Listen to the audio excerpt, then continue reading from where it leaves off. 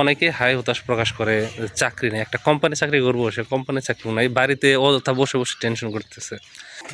আমার মানে কবুতর পালন করি, ওদের পিছনে আমার খুব কম সময় দেওয়া লাগে, এই যে খাবার দিয়ে গেছে, পানি দিয়ে গেছে, আর চিন্তা করা লাগবে না। আসসালামু আলাইকুম, কেমন আছেন সবাই?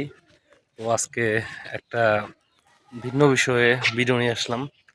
সেটা হলো, অনেকে আছেন যারা গ্রামে থাকেন, যুবক, তারা চাকরি বাকরি পাচ্ছে না, বাড়িতেই বসে আছে, ইনকাম সোর্সও নাই, আর ইনকাম করা দরকার। তো তারা কি করতে পারে এই গ্রামে থেকে স্বল্প পুঁজি দিয়ে, সে বিষয়ে আলোচনা করব। তো আমার মুরগিগুলোকে ছেড়ে দিই। আপনারা যারা আমার ভিডিও দেখেন তারা অনেকেই জানেন যে আমি দেশি মুরগি পালন করি, অরিজিনাল দেশি মুরগি। এগুলো থেকে বাচ্চা তৈরি হয়, বাচ্চা সেল করি, এটাই হলো আমার বিষয়। তো আমি কিন্তু খুব অল্প সময়ে শুরু করছি। আমার মুরগি ছিল একদম ছোট বড় মিলিয়ে 15টা। তো আলহামদুলিল্লাহ আজকে এই পজিশনে আছি, মোটামুটি 7-8 মাস হয়তো। তাছাড়া অনেক মুরগির বাচ্চা আমি বিক্রি করছি। তো সব মিলে আলহামদুলিল্লাহ। তো কোনো কাজই ছোট নয়। আপনি গ্রামে আছেন, অযথা সময়েই আপনার যাইতেছেই।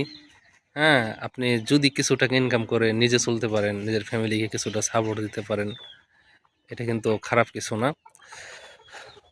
তো বর্তমান কিন্তু ছেলে হোক আর মেয়ে হোক, সবাই কিন্তু কি করতেছে, হাঁস মুরগি, যারা তরুণ তরুণী তারা কিন্তু এগুলো পালন করতেছে।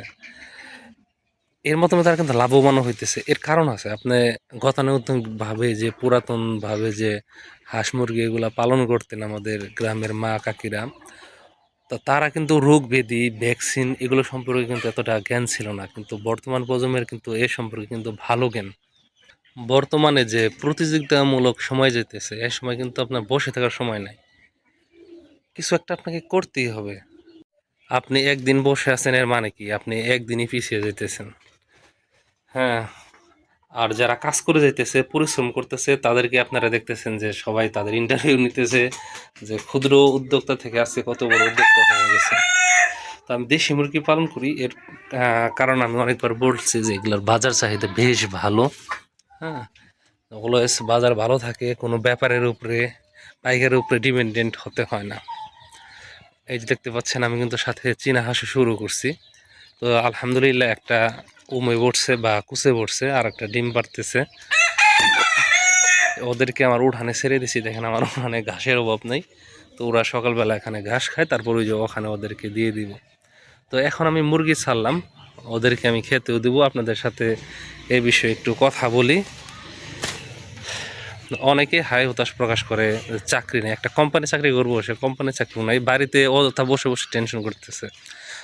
সে, আমি যদি বলি যে মুরগি পালন করেন, সে এটা লজ্জাবোধ করে যে মুরগি পালন করবো, মানুষ বলবে কি যে পড়াশোনা করে মুরগি পালন করেন।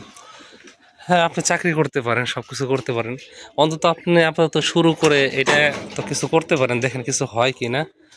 হ্যাঁ, আপনার ভালো চাকরি হলে চাকরি চলে যেতে পারেন। এবার তো এমনও হতে পারে যে এখান থেকে যে আয় হয় আপনার চাকরির চেয়ে অনেক বেশি।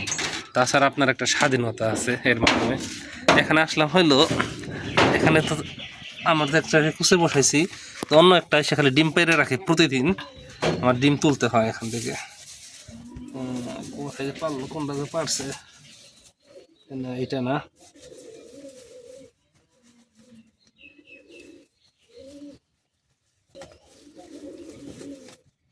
এই যে দেখেন ডিম পেড়ে রাখছে, ওগুলো ডেট বসানো আছে, দেখেন এটা কোনো কিছু লেখা নেই, মানে এটা হলো নতুন পারছে। ওখানে গিয়ে পারে, অন্য জায়গায় বানিয়ে দিয়েছিলাম বাট পারে না, কি আর করার। তো এই বিষয় যে দেখেন, চীনা হাঁস আর দেশি মুরগি এটা কিন্তু আমি ছোট পরিসরে শুরু করছি, এবং কি আমার কাছে খুবই ভালো লাগছে। ইচ্ছা আছে চীনা হাঁসের পরিধিও আমি বাড়াবো। অলরেডি দেশি মুরগির আর কি যতগুলো আমি মুরগি রাখতে চাই ততগুলো আমার হয়ে গেছে, এখন আল্লাহ শুধু ঠিক মতো সব কিছু রাখলে হয়। আর চীনা হাঁস, ওই যে আমার ওই ঘর, চীনা হাঁসের সাইজ তো বড়, খুব একটা বেশি রাখা যাবে না। হ্যাঁ, আমাদের এখানে একটা চীনা হাঁসের বাচ্চা আজকে ফুটলে কালকে তার দাম আছে 150 টাকা। 1 মাস পালন করে বিক্রি করতে পারলে 400-500 টাকা বিক্রি করা যায় চীনা হাঁসের বাচ্চা। আর একটা চীনা হাঁস কিন্তু প্রচুর পরিমাণে ডিম পারে। তো আমার ওই যে ওইটা দেখেন প্রথম ডিম পাড়া শুরু করছে, স্বাস্থ্য সবল ভালো না, ও কিন্তু প্রথমেই 19টা ডিম পারছে আলহামদুলিল্লাহ।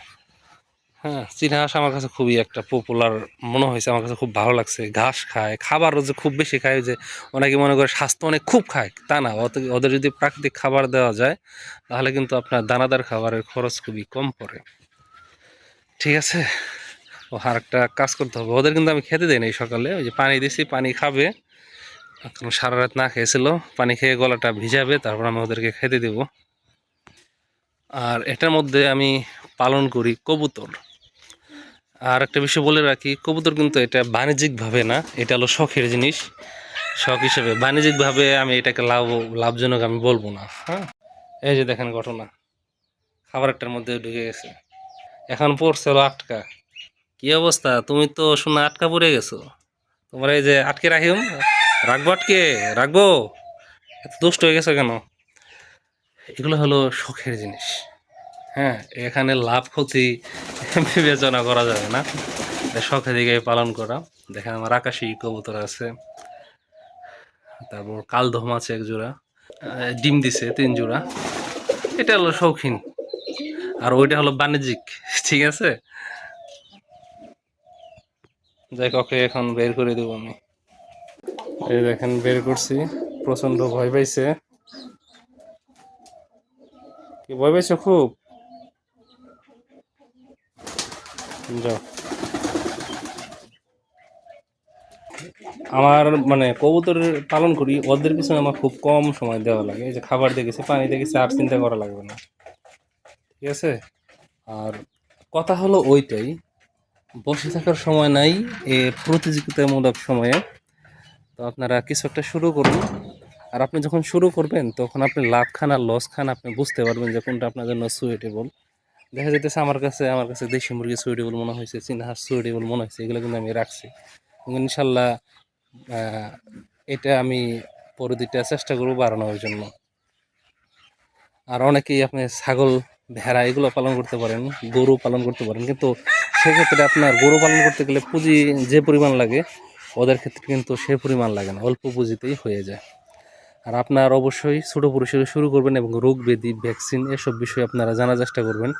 এর জন্য তো দেখেন না, গ্রামে হলো কত মুরগি হয় মানুষের, কিন্তু অবশেষে একবার রোগ আসে সব শেষ হয়ে যায়। ঠিক আছে, এর জন্য আপনি শিক্ষিত, আপনি নেট সম্পর্কে জানেন, ইউটিউবে ঘাটাঘাটি করবেন, কোন সময় কোন টিকা দেওয়া লাগে, প্রাকৃতিক চিকিৎসা দেওয়ার চেষ্টা করবেন। তো আপনি যদি এইভাবে করতে পারেন ইনশাল্লাহ আপনি লাভবান হতে পারবেন। গ্রামে থেকে এমন একটা অ্যামাউন্ট আপনি উপার্জন করতে পারবেন যেটা চাকরি থেকে হয়তো সম্ভব না। তো আমিও কিন্তু নতুন শুরু করছি, আমার সাথে থাকুন আপনারা। আপনারা যদি আমার সাথে থাকেন, আমি যে নতুন, আমার এই বাস্তব অভিজ্ঞতা আপনাদের সাথে ইনশাল্লাহ শেয়ার করব।